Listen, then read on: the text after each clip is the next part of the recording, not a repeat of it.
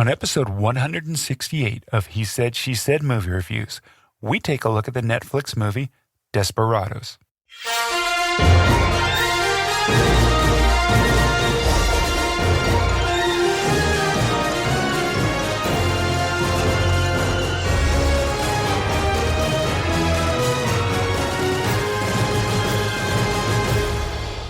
Welcome to He Said, She Said Movie Reviews.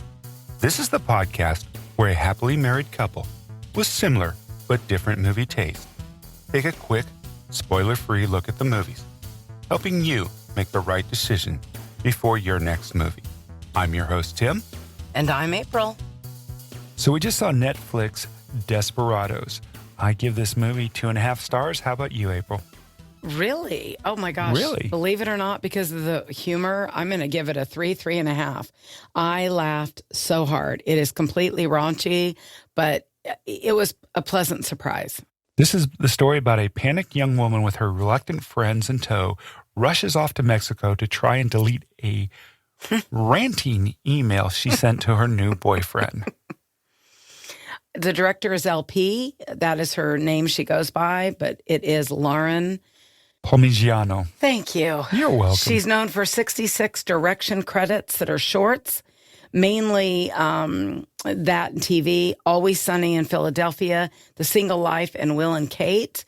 The writer, this is her first credit, Ellen Rapoport. She's known for, this is her first movie. Yeah, but it is her first movie, but she used to write for the Jamie Kennedy Experiment. Yes, so and we love that show. We love that show.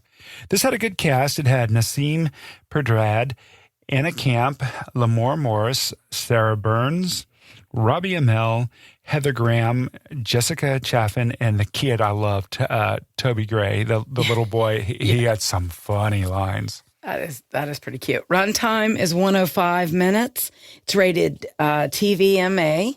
And it definitely gets a TVMA rating. It does. I want to let everyone know this is raunchy on the level of Bridesmaids, Knocked Up. It is definitely raunchy, but good. I want to say right off the bat, love the chemistry between the two. Lamorne Morris and Nasim Pedrad, who, by the way, apparently they played boyfriend and girlfriend on New Girl. They did. She was in an episode or two. The chemistry with the two of them was phenomenal. I hardly ever see it in a movie. I loved it. I want to just say right off the bat that, of course, there's a few things in this movie that were a little over the top. And, of course, I came away thinking, I wish more young women would really work on themselves before they worry about getting a man. She was obsessed with that. But I have to say that if you step back and just enjoy the movie, we laughed a lot. Oh, yeah, I did. We really did. For me, this is a movie. Well, first of all, the feminist in me comes out in this movie.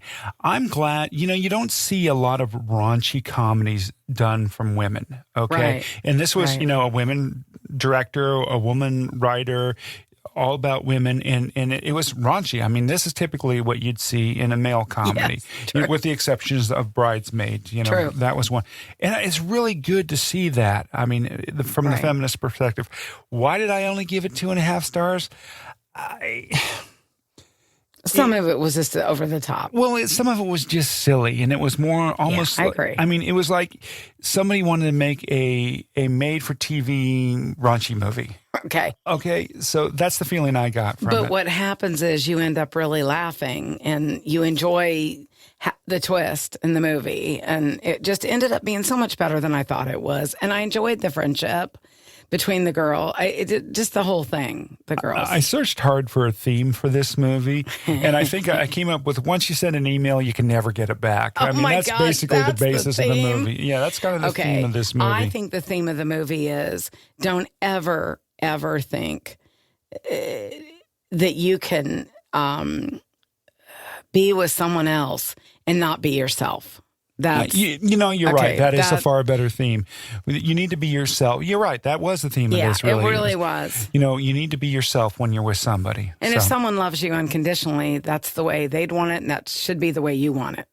All right. What'd you think of the acting in this movie? I know you thought it was marginal. I thought some of it was, but some of it was actually pretty good. So I think it was half and half. Okay, I'll take the marginal back. All right. You're kind of selling me the more we talk about this movie. So maybe you guys should see this. So the direction, well, like I said, I already said, it to me kind of had that made for TV feel to it. Yeah, So, you really felt like that. Yeah. The score? Yeah, that's okay.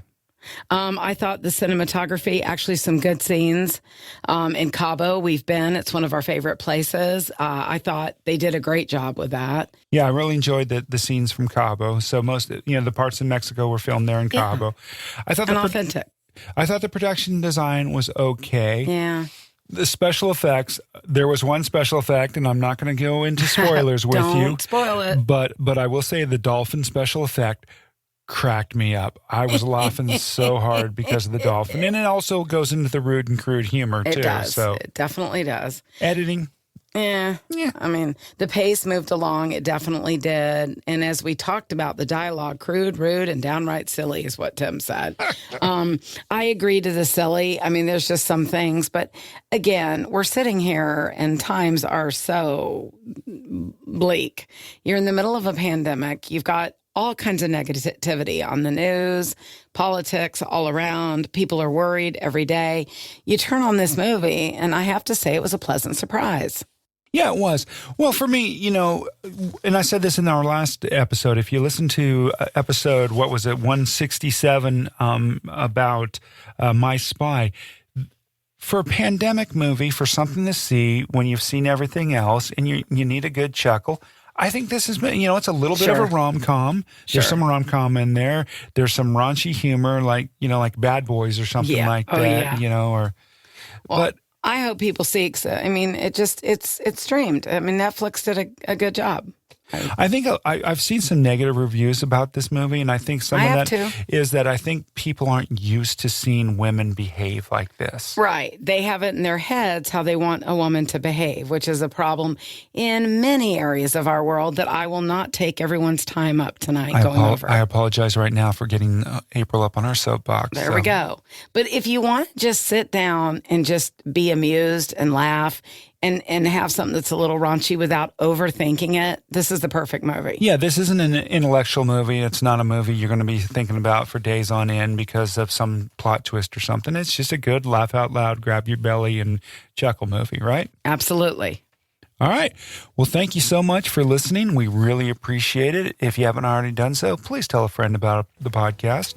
And thank you so much for your support. Y'all are just continuing to spread the word. We're growing and growing, and we're just so grateful. We appreciate you, and thank you for trusting us for movie reviews, and y'all do crack us up. We get so many messages that are hilarious, so keep them coming.